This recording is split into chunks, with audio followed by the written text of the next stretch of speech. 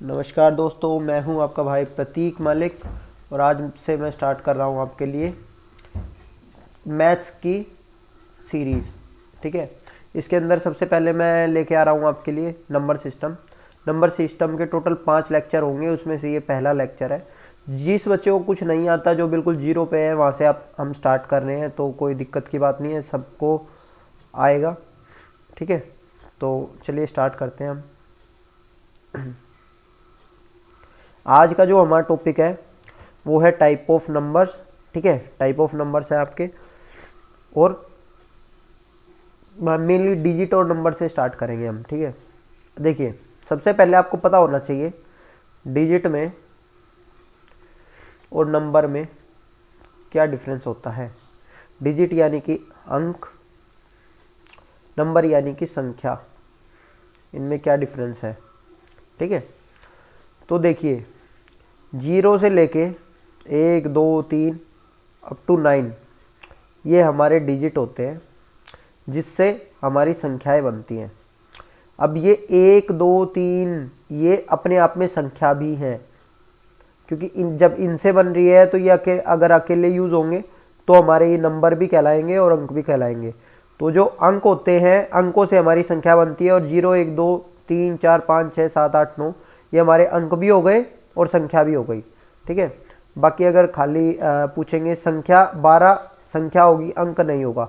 इसके अंदर जो अंक है वो होंगे 1 और 2। अगर 123 की बात करता हूँ तो ये 3 अंकों की संख्या है।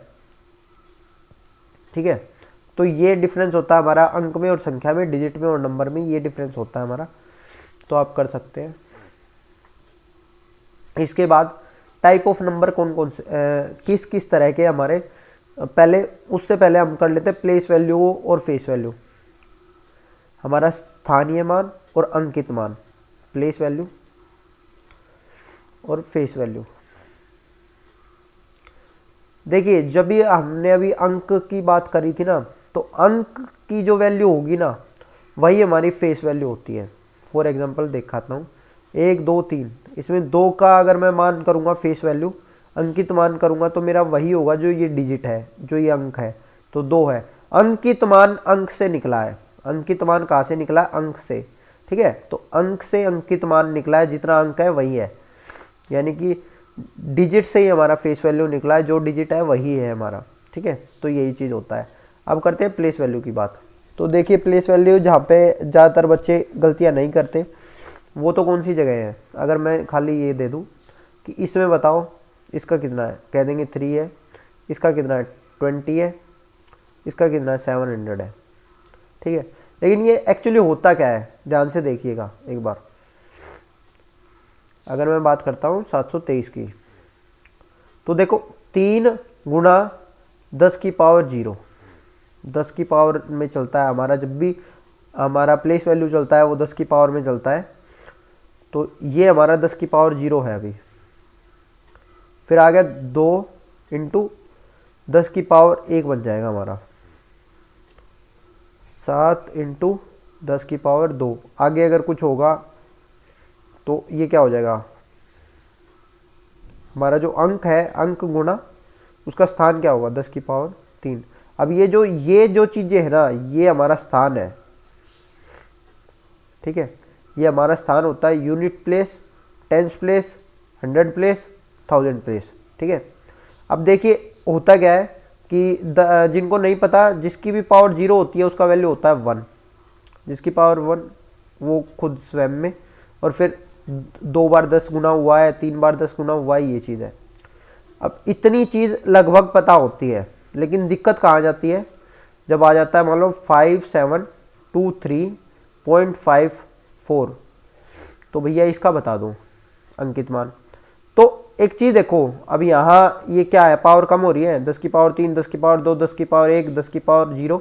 तो अब क्या होगा, 10 की पावर -1 हो जाएगी, क्योंकि एक एक कम होती जा रही है। तो 5 गुना 10 की पावर -1। अब जिनको नहीं पता मैं बता देता हूँ, माइनस में जब पावर होती है तो उसका मतलब क्या होता है कि उसको उल्टा लिख लेते हैं, यानी कि उसका व्युत्क्रम कर लेते हैं, यानी कि उसका रेसिप्रोकल करते हैं। तो मल्टीप्लाई 10 की पावर 1, ठीक है। अगर 4 को लिखूंगा मैं तो 4 गुना 10 की पावर 2, ठीक है, क्योंकि 10 की पावर -2 हो जाएगा ये, तो अपोन में हो जाएगा, ठीक है। तो इसको लिख सकता हूँ 4/100, इसको लिख सकता हूँ 5/100। बाकी ये जो डेसिमल वाला है, डेसिमल वाले के ऊपर हम अलग से वीडियो बनाएंगे, तब भी आपको समझा देंगे, पर इसमें यही होता है। अब इसको बोलेंगे किस तरह से, क्योंकि सीटेट वगैरह में कई बार पूछ लिया जाता है, तो इसको बोलते क्या है, इसको बोलते हैं 10वां भाग, ठीक है, या कह सकते हैं 10th। देखो ये होता है टेंस, टेंस, और ये क्या है 10th, ठीक है, दोनों में डिफरेंस है, पता होना चाहिए आपको। 100th TH लगा हुआ इसमें, इसमें 100s S लगा हुआ, ठीक है। तो ये है, क्योंकि अपोन में है तो ये उतना भाग है, जैसे हाफ होता है, इसका मतलब हाफ, इसका होता है 1/3, इसका होता है 1/4, 4th के पीछे TH लग जाता है, ठीक है। तो ऐसे ही जब 10 आया तो 10th आ गया, तो ये वाली चीज़ होती है।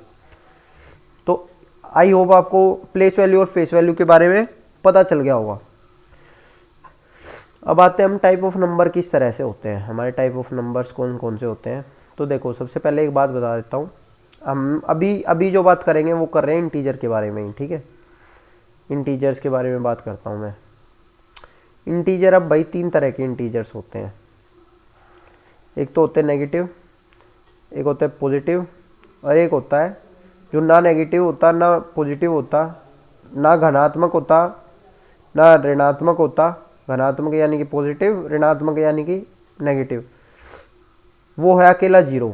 ये ऐसे कौन से नंबर है 0, ये कौन से है 1 2 3 4 5 6 7 8, इस तरह से चलते रहते हैं। ये कौन से है -1 -2 -3 -4, ठीक है, इस तरह से चलते रहते हैं।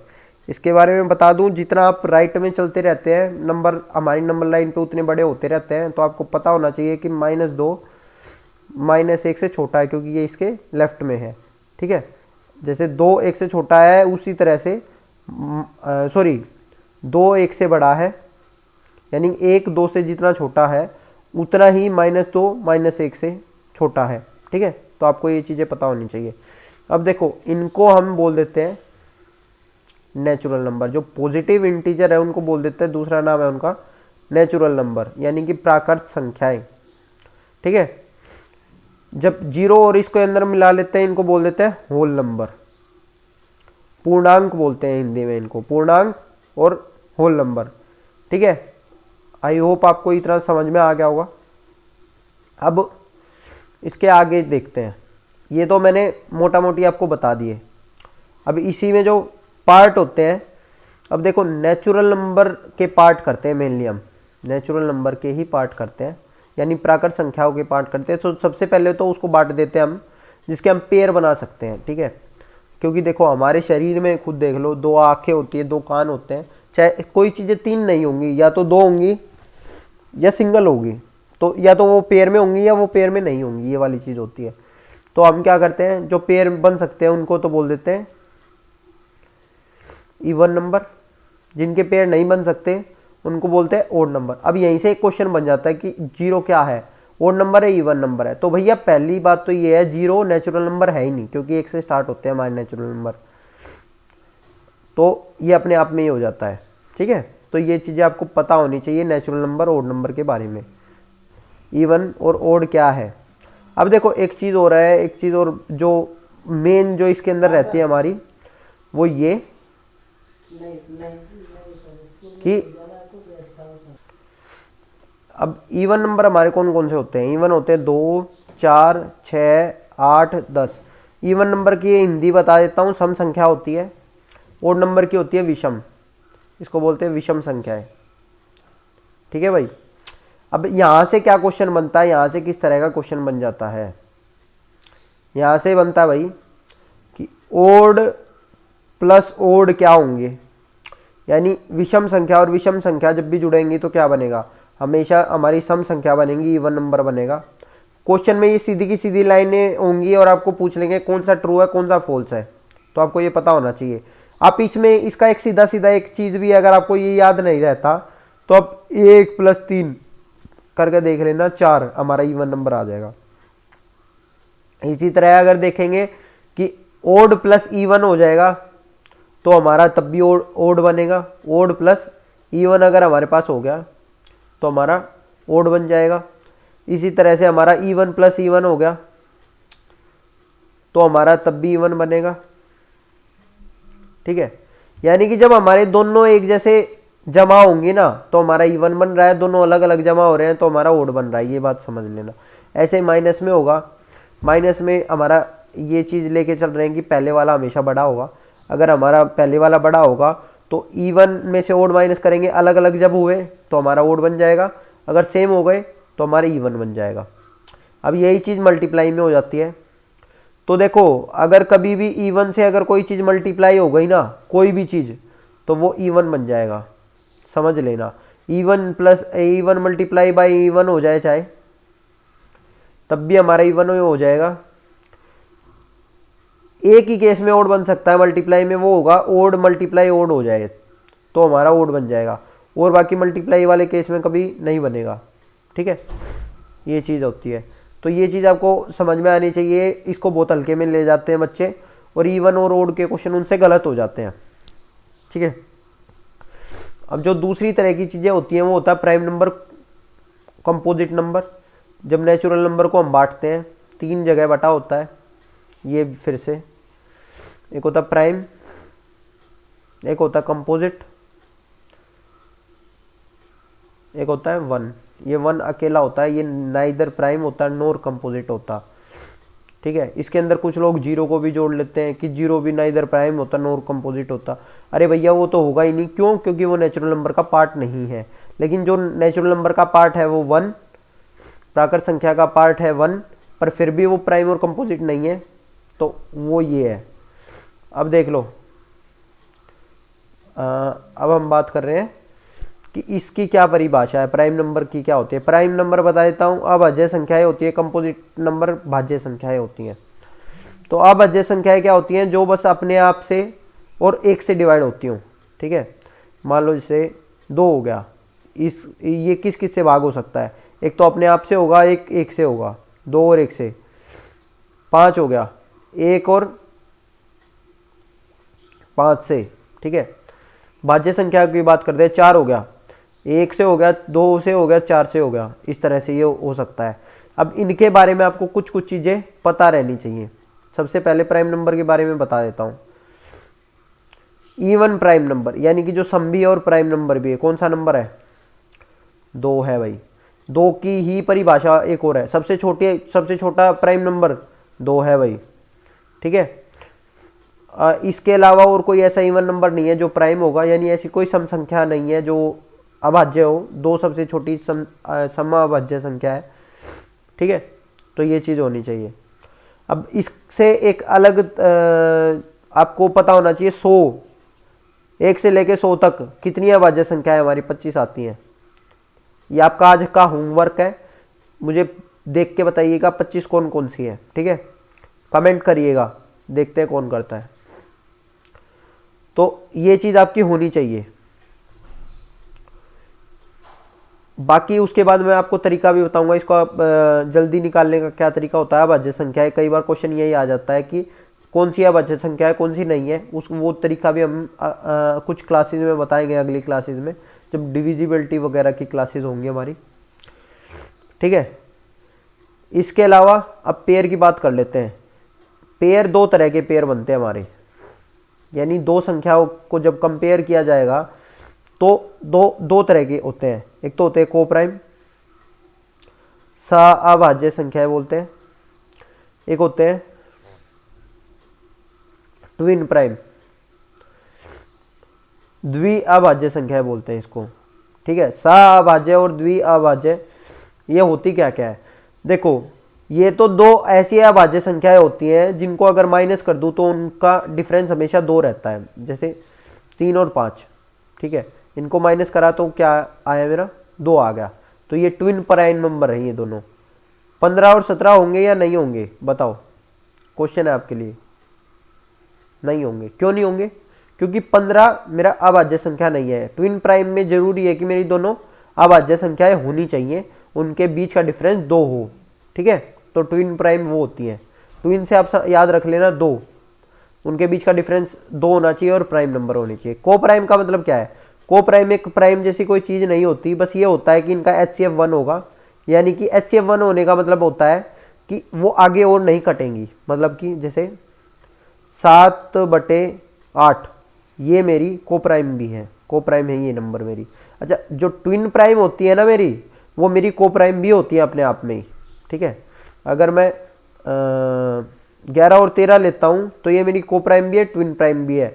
मेरी हर ट्विन प्राइम संख्या को प्राइम होगी गारंटेड, क्योंकि इसके अंदर दोनों ऐसी संख्याएं हैं जो किसी और से नहीं कटती, अपने आप से कटती हैं।